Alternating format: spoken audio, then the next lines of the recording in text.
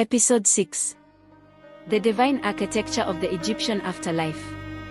Before there was heaven, before there was hell, there was balance.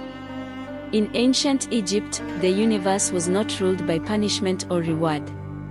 It was ruled by order. And order had guardians. The Egyptians did not ask, "Where will I go when I die?"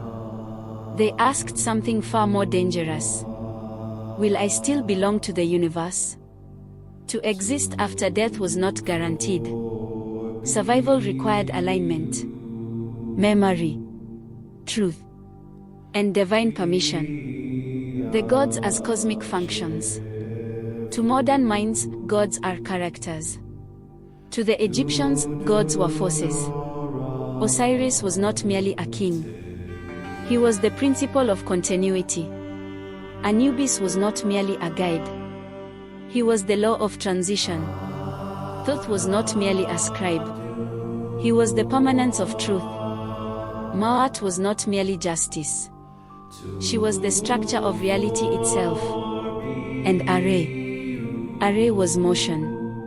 Without Array, nothing moves forward, not even eternity. Why no god ruled alone?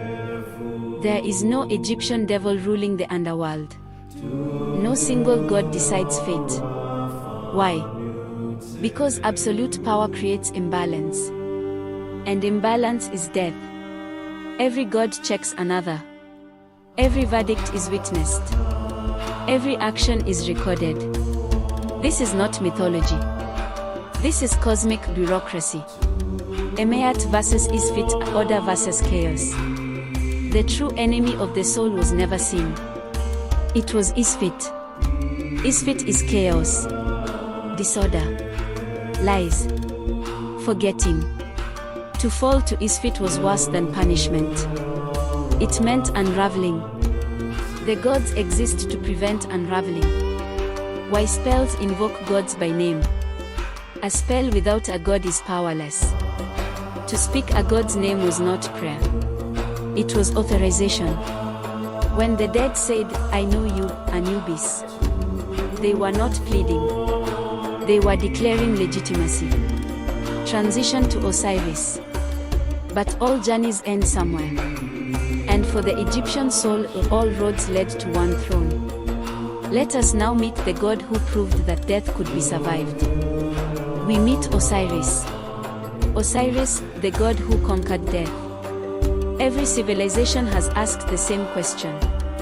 What happens when the body fails? The Egyptians did not answer this question with hope. They answered it with proof. Osiris was not born a god of the dead. He became one. And that difference matters. Osiris before death, the king of order. Before Osiris ruled the dead, he ruled the living. In Egyptian myth, Osiris was the first great king, not of conquest, but of harmony. He taught humanity how to grow grain, how to measure time, how to live within Ma'at. This matters, because Osiris represents something very specific. A life lived correctly does not end in oblivion. Osiris was the embodiment of stability. And stability always attracts chaos. The murder of Osiris, cosmic betrayal. Osiris was murdered by his brother, Set. But this was not jealousy alone. This was rebellion. Set represents Isfit, chaos, disruption, or violence without balance. When Set killed Osiris, he was not killing a man. He was attacking the structure of the universe. Osiris' body was cut apart, scattered across the land. This dismemberment mirrors death itself, fragmentation, separation, decay. In Egyptian thought, to be divided is to be vulnerable to non-existence. Isis, magic, and the first resurrection. Osiris did not return by chance. He returned through knowledge. Isis gathered the pieces of Osiris' body. Not as an act of love alone, but as ritual. She spoke words of power. She restored breath. She reassembled form. This was the first resurrection. But Osiris did not come back to rule the earth. He crossed a threshold. He became something else. Osiris as Lord of the Dead. Osiris does not rule the underworld as a tyrant. He sits. Stillness is his power. He does not chase souls. They come to him. Osiris represents a terrifying idea. That eternity is earned through alignment, not favor.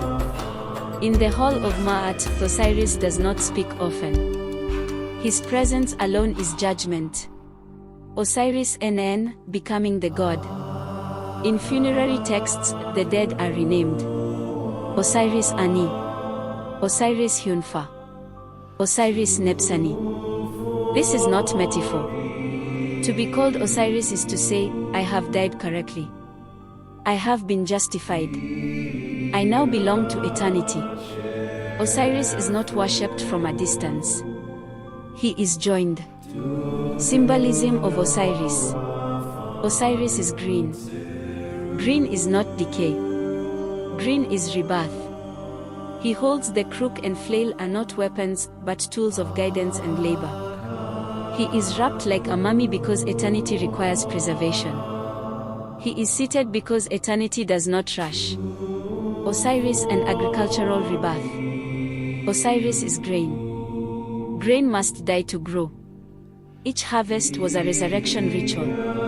Every burial reenacted the myth. Death was never final, it was seasonal. Osiris and the justified dead. Osiris welcomes only those whose hearts are light. Not perfect. Aligned. To fail judgment was not to be punished forever. It was to be erased. Osiris offers something rarer than mercy. He offers permanence. Transition to Anubis. But no soul reaches Osiris alone. Between the living and the throne of eternity stands a guide. A watcher. A guardian of thresholds. We are going to see Anubis, the god who ensures the dead arrive whole. Guardian of thresholds and guide of souls. Before judgment, before resurrection, before the throne of Osiris, every soul must pass through a place of uncertainty. This is the threshold. And the guardian of that threshold is Anubis. He is not a god of punishment. He is not a god of mercy. Anubis is something far older. He is the god who ensures that death happens correctly. The meaning of thresholds. To the ancient Egyptians, the most dangerous places were not destinations. They were transitions. Dawn. Dusk. Birth. Death. A threshold is a place where rules weaken. And where chaos waits. Anubis exists because transitions require protection. Without him, the soul does not travel, it scatters. Why Anubis is a jackal? Anubis wears the form of a jackal for a reason. Jackals walk at night. They linger near cemeteries. They exist between wilderness and civilization. The jackal is neither domestic nor wild. It belongs to the in-between. Anubis is not a god of extremes. He belongs to the space between life and eternity. Anubis and embalming, preserving the map. To modern eyes, embalming is preservation. To the Egyptians, it was navigation. The body was not a shell. It was a map. A place the soul recognized. A structure memory could return to. Anubis presided over every stage of embalming. Every incision was ritual. Every wrapping was sacred geometry. To damage the body was to damage the soul's orientation. Anubis ensures the dead are not lost. Anubis as guide, not judge. Anubis does not decide the fate of the soul. That is not his role. He leads. He observes. He ensures fairness. In the hall of Ma'at, Anubis adjusts the scales. Not to favor. Not to condemn. But to guarantee balance. Anubis is precision. Without him, judgment would be meaningless. The weighing of the heart, Anubis' role. The heart is placed on the scale. Opposite it lies the feather of Ma'at. Anubis watches. He does not interfere. He does not speak. This silence is intentional. Judgment must not be influenced. Anubis ensures the test is pure. If the heart balances, the soul continues. If it fails, Anubis steps aside. Anubis and Amit. Anubis does not punish failure. That task belongs to something else. Amit waits. Part lion. Part crocodile. Part hippopotamus. Anubis does not command Amit. He simply allows consequence to occur. This is not cruelty. It is order. Anubis and night travel. Anubis also guides the soul through darkness. He walks ahead. He knows the paths. The underworld is not a maze. It is a series of correct movements. Anubis ensures the dead arrive intact. Why Anubis is trusted? Anubis is ancient. Older than Osiris. Older than temples. He is reliable. He never betrays. He never abandons. This is why his presence brings calm, symbolism and psychological meaning. Anubis represents acceptance. Not surrender, acceptance. Death acknowledged without fear. Transition completed without panic. The jackal walks calmly. So must the soul. Transition to Thoth and Emeat. But guidance alone is not enough. A journey must be recorded. A verdict must be remembered. Truth must be preserved beyond time. For that, another God waits. Finally, let's meet Thoth, the one who writes eternity into permanence. Thoth and Emeat, law, truth, and the memory of the universe. The hall of record. There is a moment in the afterlife when movement stops. The journey pauses. The heart waits. And silence fills the hall. This is the space where truth becomes permanent. Here, two forces stand side by side. One measures reality. The other records it. Ma'at and Thoth. Emeat is not a goddess first. Ma'at is often described as a goddess. But this description is incomplete. Ma'at is order itself. Before there were gods, before there were kings, before there was Egypt, there was Ma'at. Ma'at is balance. Symmetry. Rightness. Not morality. Alignment. The stars move according to Ma'at. The Nile floods according to Ma'at. And the soul survives according to Ma'at. Emeat versus Isfit, the true cosmic war. The Egyptians did not believe in good versus evil. They believed in Ma'at versus Isfit. Isfit is chaos, disorder, noise, forgetting. Isfit unravels reality. It turns structure into randomness. The afterlife is dangerous because Isfit exists. Every judgment is a defense against collapse. To fail Ma'at is not to be punished. It is to become unsustainable. The feather of truth. Ma'at is symbolized by a feather. Not because truth is fragile, but because truth is light. Lies weigh down the heart. Fear weighs down the heart. Unresolved disruption creates density. The feather does nothing. It simply exists. And existence reveals imbalance. The heart, a memory, not emotion. The heart, or IB, was not emotion to the Egyptians. It was memory. Every choice, every action, every disruption. The heart remembers everything. You cannot argue with it. You cannot charm it. This is why spell 30B exists. To prevent the heart from testifying against its owner. The 42 negative confessions. The soul does not beg for forgiveness. It declares alignment. I have not caused imbalance. I have not stolen breath. I have not polluted water. I have not silenced truth. These are not sins. They are disruptions of Ma'at. The confessions are spoken aloud because speech activates reality. To declare harmony is to assert existence. Enter Thoth, the scribe who cannot lie. If Ma'at defines reality, Thoth preserves it. Thoth is the god of writing. But writing is not communication. It is permanence. Once Thoth records the verdict, it cannot be altered. Not by prayer. Not by magic. Not even by gods. Speech, names, and cosmic authority. To the Egyptians, speech was action. To name something was to control it. Thoth governs names. This is why knowing divine names matters. This is why spells must be spoken correctly. A mispronounced name weakens reality. Thoth does not forgive errors. He preserves accuracy. Thoth in the hall of Emayat. Thoth stands beside the scale, tablet in hand. He does not intervene. He does not interpret. He records exactly what occurs.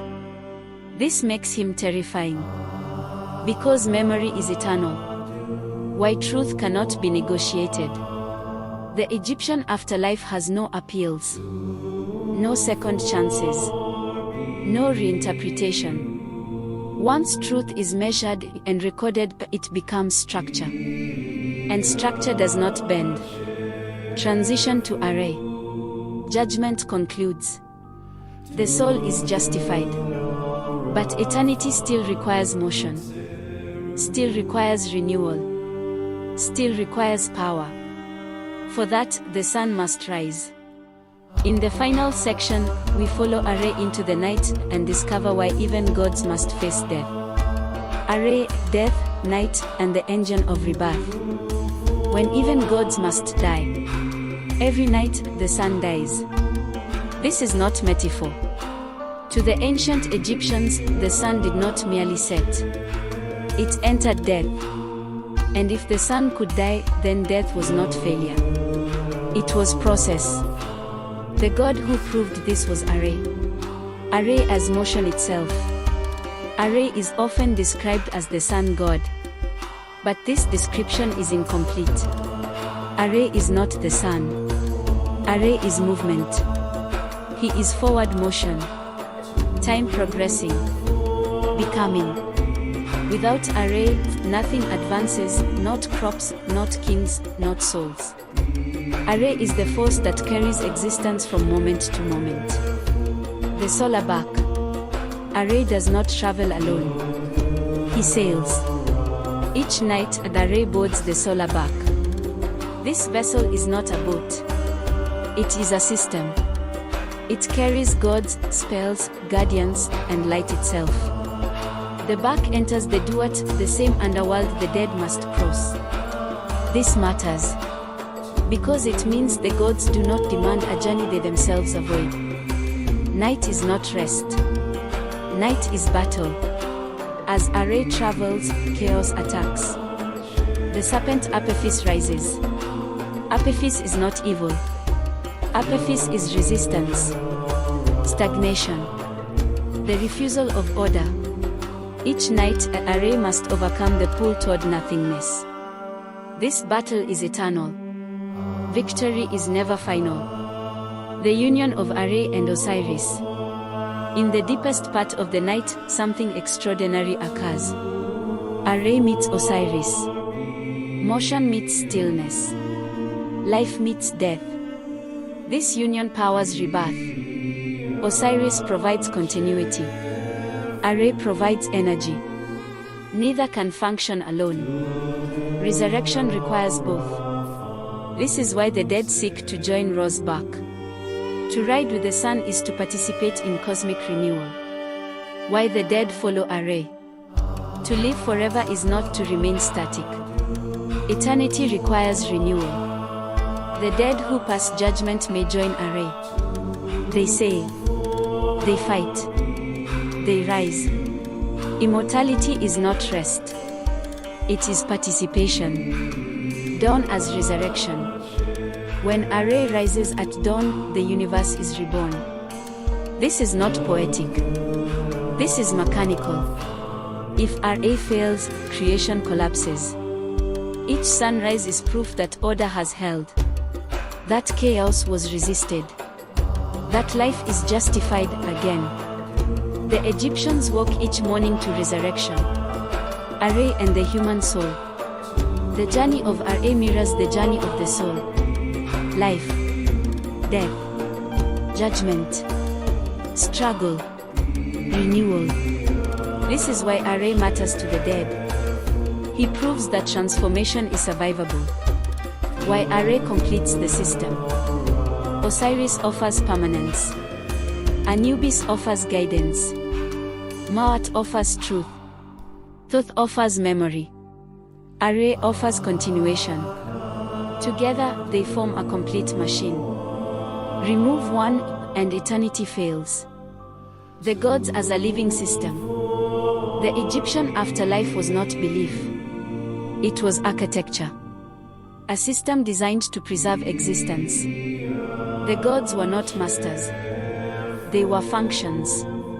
And humanity was invited to participate. Death was not escape. It was responsibility.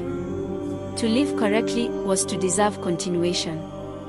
And if you knew the gods, truly knew them, you could pass through eternity intact. This is Elm and Elf. Subscribe for the full season exploring the Book of the Dead chapter by chapter, spell by spell.